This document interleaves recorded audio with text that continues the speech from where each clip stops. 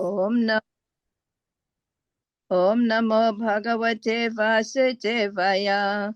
Narayana Namaskrityam Naram Chaiva Narottamam Devim Saraswatim Vyasam Tato Jayamudiraya. Nasta Prayeshu Abhadreshu Nityam Bhagavata Sevaya Bhavati Uttama Sloke Bhakti Bhavati Anaishtake. Today we'll be reading from Canto 9, Chapter 9, starting with text 16 to 17, the dynasty of Amsuman. Bhagirath had a son named Shruta, whose son was Nabha. This son was different from the Nabha previously described. Nabha had a son named Sindhuvipa. From Sindhuvipa came Ayutayu, and from Utayu came Rituparna, who became a friend of Nalaraj. Rituparna taught Nalaraj the art of gambling, and Nalaraj gave Rituparna lessons in controlling and maintaining horses. The son of Rituparna was Swarkama.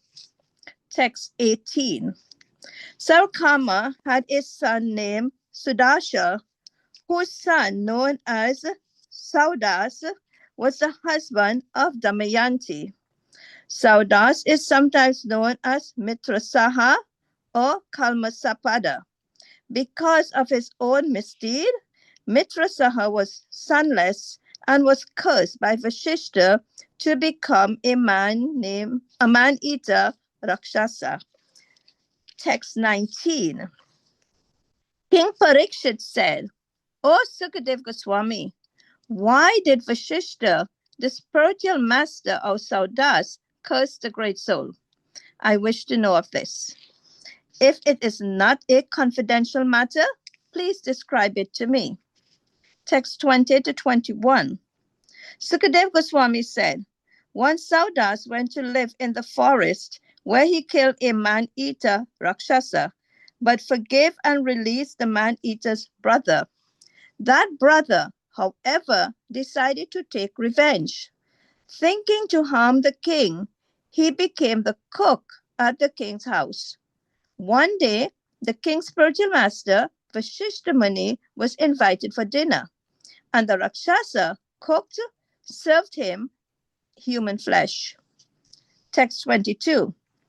While examining the food given to him, Vashishta Muni, by his mystic power, could understand that it was unfit to eat.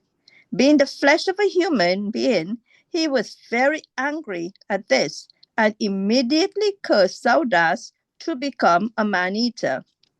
Text 23 to 24. When Vashishta understood that the human flesh had been served by the Rakshasa, not by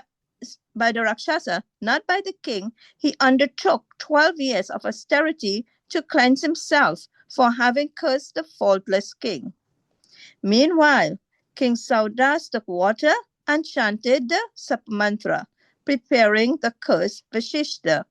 But his wife, Mariyanti, forbade him to do so. Then the king saw that the 10 directions, the sky and surface of the globe, were full of living entities everywhere. Text 25. Saudas thus acquired the propensity of a man-eater and received on his leg a black spot, for which he was known as Kamala Sapada. Once King Kalmasapada saw a Brahmana couple engaged in sexual intercourse in the forest. Text 26 to 27. Being influenced by the propensity of a Rakshasa and being very hungry, King Saudas seized the Brahmana. Then the poor woman, the Brahmana's wife, said to the king, "O hero, you are not actually a man-eater. Rather, you are among the descendants of Maharaj Ikshvaku. Indeed, you are a great fighter, the husband of Madhyanti. You should not act irreligiously in this way. I desire to have a son. Please, therefore, return my husband, who has not yet impregnated me. Text 28. O king, O hero, this human body is meant for universal benefits. If you kill this body untimely, you will kill all the benefits of human life. Text 29. Here is a learned, highly qualified Brahmana engaged in performing austerity and eagerly desiring to worship the Supreme Lord, the Supersoul who lives within the core of the heart of all living entities. Text 30. My Lord, you are completely aware of the religious principles. As a son never deserves to be killed by his father, here is a Brahmana who should be protected by the king and never killed. How does he deserve to be killed by a Rajarsi like you? Text 31. You are well known and worshipped in learned circles. How dare you kill this Brahmana, who is a saintly, sinless person, well versed in Vedic knowledge? Killing him would be like destroying the embryo within the womb or killing a cow. Text 32. Without my husband, I cannot live for a moment. If you want to eat my husband, it would be better to eat me first. For without my husband, I am as good as a dead body. Text 33. Being condemned by the curse of Vashishta, King Saudas devoured the Brahmana exactly as a tiger eats its prey. Even though the Brahmana's wife spoke so pitiably, Saudas was unmoved for her lamentation. Text 34. When the chaste wife of the Brahmana saw that her husband, who was about to discharge semen, had been eaten by the man-eater, she was overwhelmed with grief and lamentation. Thus, she angrily cursed the king. Text 35. O foolish, sinful person, because you have eaten my husband when I was sexually inclined and desiring to have the seed of a child, I shall also see you die when you attempt to discharge semen in your wife. In other words, whenever you attempt to sexually unite with your wife, you shall die. Text 36. Thus the wife of the Brahmana cursed King Saudas, known as Mitrasaha. Then, being inclined to go with her husband, she set fire to her husband. Bones fell into the fire herself and went with him to the same destination. Text 37. After 12 years, when King Saudas was released from the curse by Vashishta, he wanted to have sexual intercourse with his wife. But the queen reminded him about the curse by the Brahmani, and thus he was checked from sexual intercourse. Text 38. After being thus instructed, the king gave up the future happiness of sexual intercourse and by destiny remained sonless. Later, with the king's permission, the great Saint Vashishta begot a child in the womb of Madhyanti. Text 39. Madhyanti, here the child within the womb, Madhyanti bore the child within the womb for 7 years and did not give birth. Therefore, Vashishta struck her abdomen with a stone, and then the child was born. Consequently, the child was known as Ashmaka, the child born of a stone. Hare Krishna. Thank you so much, Mataji. Hare Krishna. Hare Krishna Kirtan Das Prabhuji, please accept our humble obeisances. All goes to Srila Prabhupada and Guru Maharaj. Please take over the call, Prabhuji. Hare Krishna. Hare Krishna, Mataji. Mataji, my voice is little? Little low. Is it better? Yes, Prabhuji. Krishna, everyone. Hare Krishna, everyone, for joining this call. And thank you, Devi Shakti Mataji, for reading the translation. And thank you, Radharani Mataji, to arranging this call on daily basis in the absence of Sundan Prabhuji. And thank you for giving me an opportunity to purify my tongue today. Let me offer my prayers. ज्ञातिमिरन्दस्य ज्ञानञ्जनशलाकया चक्षुर्मिलितं येन तस्मै श्रीगुरुवे नमः।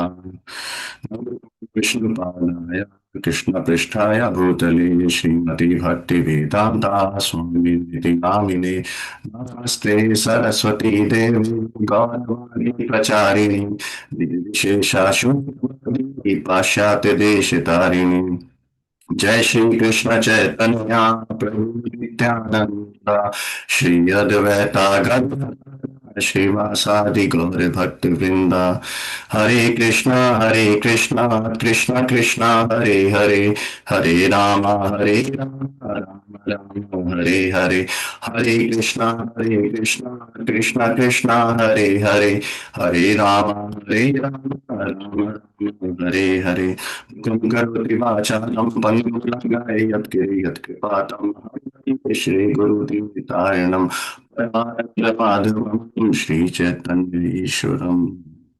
Thank you everyone for joining this call. So today we are going to read the second section of this chapter, Dynasty of Vishnu. First chapter is, if we divide, it's more of a storyline rather than the philosophy. So first section we heard about Bhagavad last time. Second section is King Saudasa, and then third section is the end. And this section is we'll talk here about the King Khairanga. So far, from here,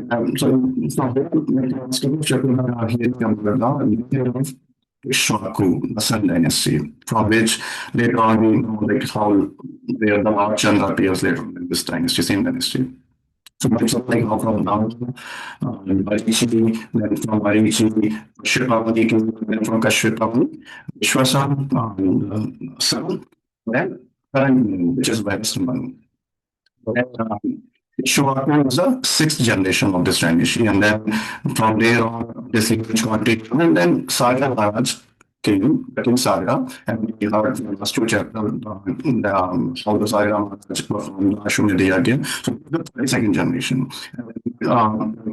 Salanja, Anshuma, and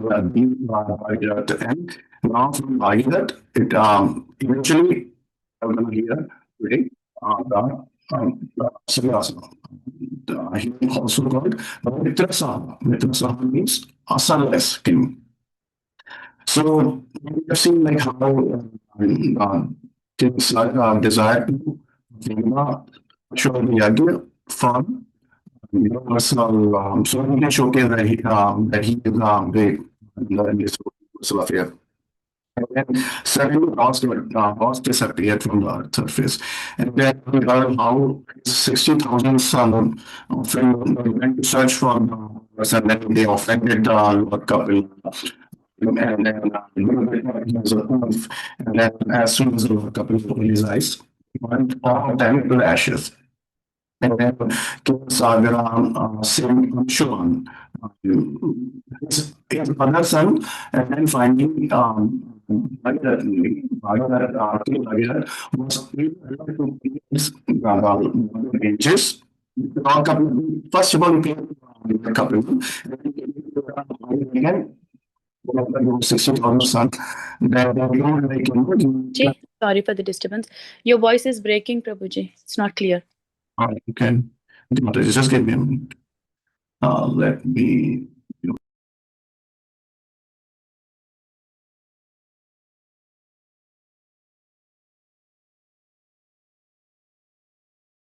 Is it? Just.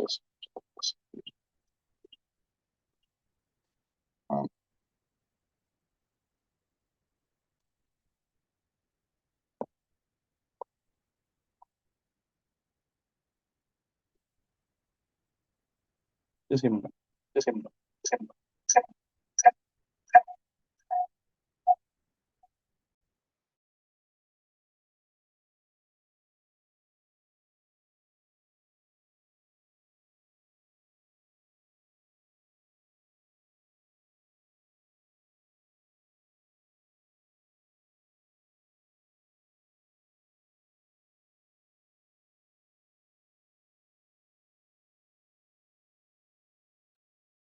Is it better, Mataji?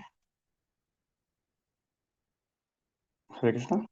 Hare Krishna, Prabhuji. It's a little bit better, Prabhuji. Yes. It's good. Am I audible? Yes, Prabhuji. Okay. I'm not sure if I was not. So I was still telling the background of this chapter. So how Bhagirath was able to bring Mother Ganges down to the heavenly planet, and then he delivered the 60,000 sons of King Sagra, and they attained the heavenly planet.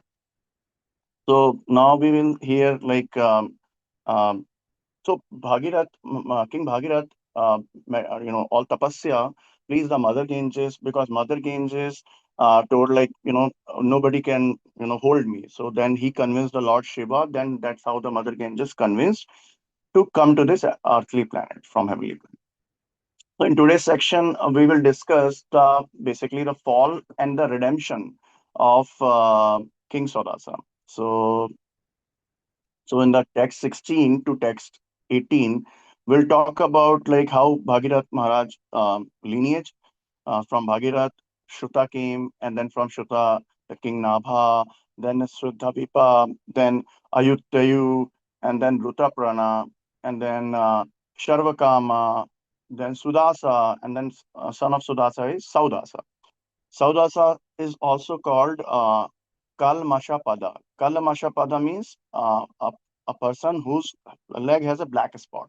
And he's also called Mitra Shaha because he was sonless. His wife name was Damayanti. And then in this verse, it's also described like how Rutaprana became the friend of Nala Raja. And Nala Raja, you know, Rutaprata taught the Nala Raja the art of gambling, and then Nala Raja gave him how to control the horse. He teach Rutaprata like that.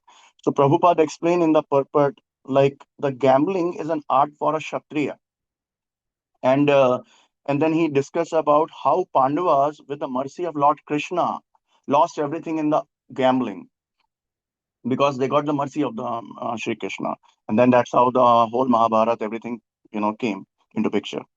So it is, and then Prabhupada mentioned it is advisable in the scripture that a devotee should stay away from all these activities like intoxication, gambling, because these are not under the Vedic principles. So devotee should follow the four regulative principle very strictly. Text 19 to 21, where King Parikshit was inquisitive and wanted to know why spiritual master Vashishta Muni cursed the great soul, the great king Sodasa. So he requested, not confidential. If it is not confidential matter, can you please elaborate me? So this tell like this, the way the Parikshit Maharaj is inquiring, it reflects the great devotee etiquettes, how he should inquire, how we should inquire. We should always inquire submissively to our authority, spiritual authority. And while inquiring, he was also maintaining the sensitivity of the topic. It could be sensitive that he may should. So that is why he's saying, if it is not confidential matter, then please describe it. So we can understand what we can learn from this. We should be respectful when we speak, and we should only speak when it's appropriate. We should not like interrupt the authority, interrupt our gurus, interrupt our speakers in betweens. We should always be respectful. We should always be meek and humble, and we should always understand some matters are confidential. So we need to approach those matters with the reverence. And so this is how it shows the king Parikshit humility and curiosity. And along with that, he maintained the spiritual sensitivity. So we in Bhagavad Gita we have heard like tad vidhi prani pratina prani prashnena sevya. So we need to approach our spiritual master submissively. So now Sukdev Goswami replied in the next verse that the story behind it. What is the storyline? Why why Vashishta Muni stopped the Saudasa king? So he told like Saudasa, once upon a time, Saudasa went to live in a forest, and then at that time he killed one Rakshasa, and then he forgave the Rakshasa brother, And these Rakshasas are man-eater. They eat the human flesh. That brother who was forgiven by the King Sodasa, he wanted to take a revenge. And then what he did, he disguised himself in the form of the Brahmana cook in the king's house. And one day, king invited Vashishta Muni for a dinner prasadam. He's a spiritual master. And then that Rakshasa did the trick and he cooked and served the human flesh to the Vashishta Muni. And the next verse is, it's all storyline. So in not many verses has the purport. So by his mystic power, Vashishta Muni could understand that human flesh is present in this food and which is not suitable to eat. And then he gets angry and then he curses Saudasa to become the man eater. Even though there was no fault in front in there was no fault of Saudasa, King Saudasa, but still Vashishta Muni, out of anger, he cursed him. Later, Vashishta Muni learned that the human flesh had been served by the Rakshasa, not by the king. And his curse was a kind of a misunderstanding. And in this way, Vashishta Muni took the responsibility of his fault. And then he performed 12 years of severe austerity so that he can purify himself. So, what it reflects, what is the learning from here? That this is the humility of this great sage.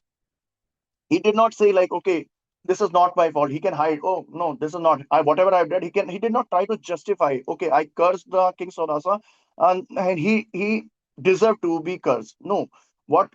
And similarly, King Sodasa also, he showed the tolerance. He showed the, because it was a provoking situation because he was not at all at fault, but he controlled his anger. His wife Madhyanti reminded him not to curse the his Guru Maharaj. Even though he tried to, he took up the water and he started chanting the sharp mantra. But his wife reminded, he's your guru, you should not. So this tell like how devotees should practice the forgiveness and they should be obedience to the dharma, that they need to be respectful whom they are interacting with. So both the thing, like how the sage reflect the humility, and at the same time, how the king reflect the how one should maintain the forgiveness, how one should maintain the obedience towards the dharma. So now, but curse effect take place. So now, when the king saw the in the whole creation, there are a lot of human beings, a lot of living entities, not even human beings. A lot of living entities are everywhere, and his desire what to start, annihilating, eating these human flesh.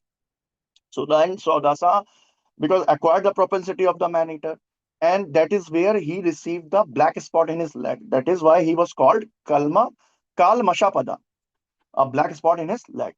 Now, as the story moved forward, what happened? One time, a king, the same king, the King Saudasa, who became the man-eater, he went to the forest and he saw one Brahmana couple was uniting in the forest. They want to progenate.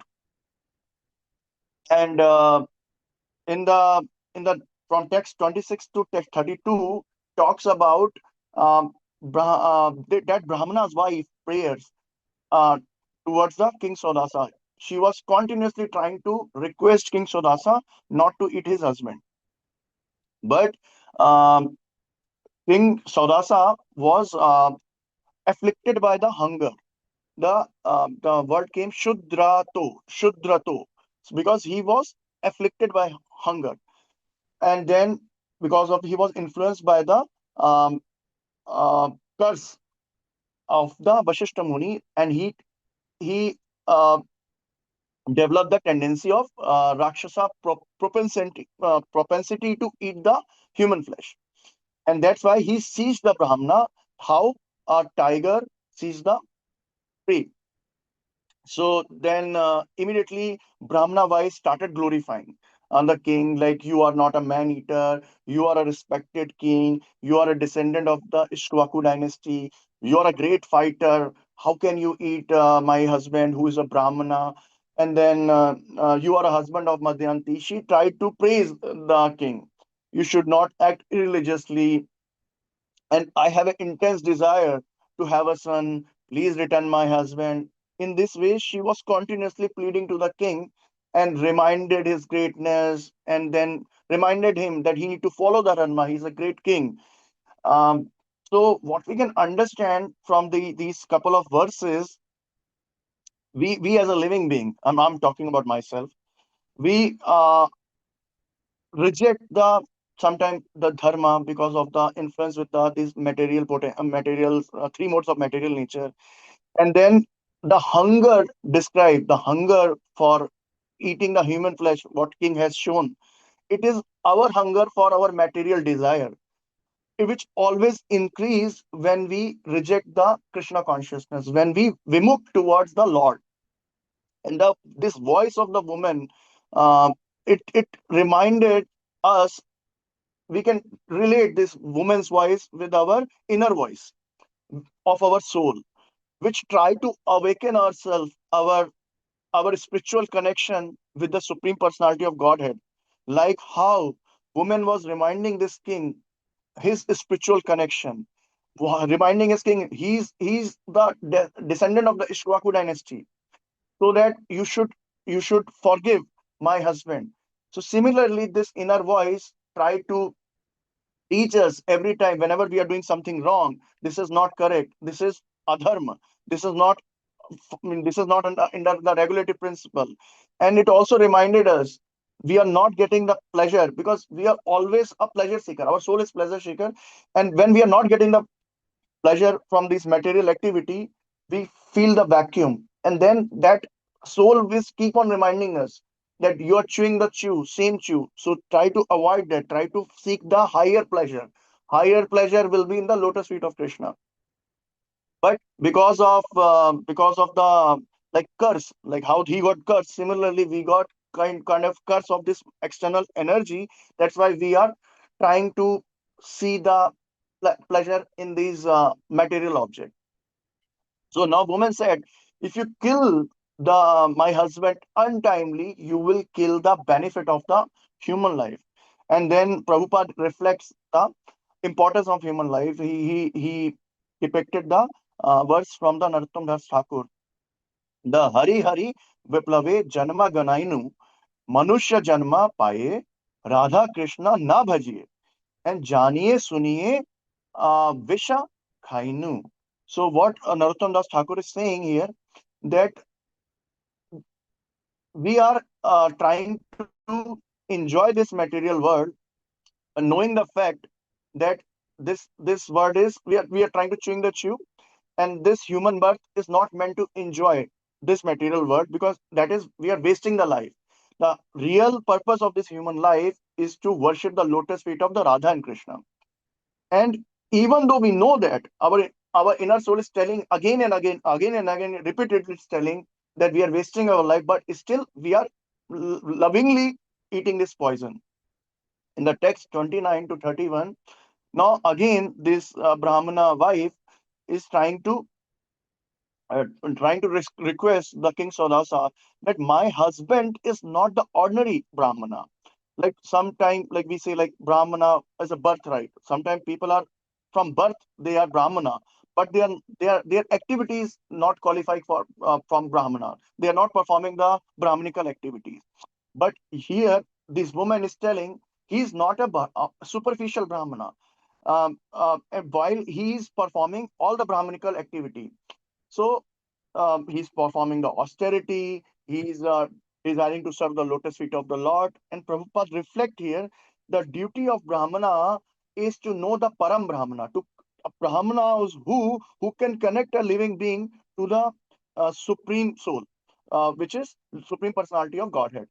So who can connect the living being to the Pada of a Lord. So further, she requested, as a son never been killed by the father. We can exclude the case of Hiranyakashipu, where he tried and Lord protect. But, and similarly, Brahmana is never deserved to be killed by the king, because king is just like an arm, and then arm responsibility to protect the head. Similarly, king's responsibility to protect the Brahmana. So So and then she said, you are a Rajshri. You cannot you should not kill my husband. So Prabhupada explained the Rajshri means the saintly king. Finally, she said like killing the saintly Brahmana would like destroying the embryo or destroying the embryo in the womb or like a killing of a cow. So Prabhupada explained in the Vedic culture, destroying the undeveloped embryo of the soul in the womb is just like a sinful act. And it is comparable with the killing of a cow. It's a gau hatya. It's just similar to the gau hatya. Because lack of a time, I'm just trying to go faster.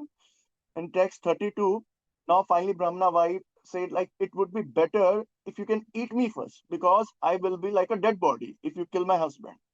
Now Prabhupada talk about the sati system. He's trying to explain how women in the Vedic, as per the Vedic culture, voluntarily, die, falling in the blazing fire in the funeral prey of her husband.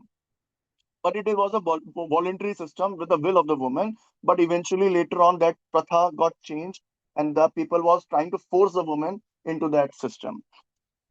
Now, according to Vedic culture, Prabhupada again further mentioned, women should always remain under the shelter. So, in the youth age, they are sheltered under the husband, under her father, and then and after the marriage, they are under the shelter or under dependence of their husband, and then in the old age, women should be take the shelter of their elder son. In text 33, now a beautiful word called Shapa Mohita. Now, because this king was bewildered by the curse of his spiritual master, now king now completely under the power of curse and he loses all his senses. He did not remember what this woman is requesting. He rejected her plea and then he devoured like a tiger, he devoured the Brahmana. Now, Prabhupada said this reflects about the destiny of the king. But that when the destiny came, like we cannot do. A living being cannot do much. They need to surrender to the destiny if they are not a devotee. But if one can change the destiny through the Krishna consciousness, and there is a beautiful verse in the Brahma Samhita Prabhupada mentioned, Karmani nirdhati kintu cha bhakti bhajam. So karmani, all the material activities, actions and reactions, nirdhanti can be devoured by the bhakti bhajam if one will perform the devotional service. So this reminded us how powerful destiny, but one can change his destiny when if he surrendered to the lotus feet of Lord Krishna. Now, from text 34 to 39, it's all storyline. So, when the chaste wife of the Brahmana saw her husband devoured by the king, even though it rejected his plea, then she was overwhelmed with the sorrow and then cursed the king with the anger. And what she cursed? O sinful one, because you devoured my husband, while I desired to have a child, now you too shall die when you attempt to unite with your wife. So this is a beautiful example. The perfect law of karma. King devoured the Brahmana at the moment of conception when the he was trying to have a child, and now his wife cursed the king back. Like when he tried to unite with his wife to beget the child, at that time he will die. And text 36, now after cursing the king Saudasa, the Brahmana wife, follow the Sati Pratha, she set herself into the fire with the funeral of the Brahmana. And now in text 37 to 39, after the 12 year, when the curse of the Vashishta ended, the king Saudasa uh, desired to union with his wife. And then, basically, sorry. So when the 12 year handed, like when the Vashishta Muni back to the kingdom, and then King Saudasa has a great desire to union with his wife to have a son for his lineage to continue his lineage. But Queen Madhyanti remind him of that Brahmana curse, and he restrained himself. Now the king in the text 38 renounced the sexual happiness and like he remains sunless. Then later, when with the permission of the king and the queen, Vashishta begot a child in the womb of the queen, Madhyanti. So in the Vedic culture, Prabhupada mentioned, when a righteous king could not have a child, and with the permission of the king and the queen, um, sage can beget a child. It was called as a Niyoga system, basically. So now Madhyanti in the text 39 said Madhyanti was carrying a child in her womb, and that pregnancy went along almost 7 years without giving a birth. And then Vashishta Muni took a stone, which is called Amsha, and struck her abdomen. And then the child was born. That's why he was called Amshaka, because he used the Ashma, sorry, he used the Ashma, which is a stone, and struck her womb. And that is why the child called Ashmaka. And in the next section, we will hear the glorious pastime of the Khatvanga Maharaj, how he helped the demigod in the battle. And then later, he fully surrendered when he got to know that he doesn't have much time to live. He fully surrendered to the lotus feet of Krishna and attained the liberation. I would pause here looking at the time. Um, uh, Granth Raj Srimad Bhagavatam ki jai, Srila Prabhupada ki jai. वंश कल्प तरु वृक्ष कृपा सिंधु अदेविका पतिता नाम पावनेभ्यो वैष्णेभ्यो नमो नमः. And sorry for the inconvenience of my audio issue. Please forgive me as your humble servant. Hare Krishna. Thank you. Hare Krishna, Prabhuji. Thank you.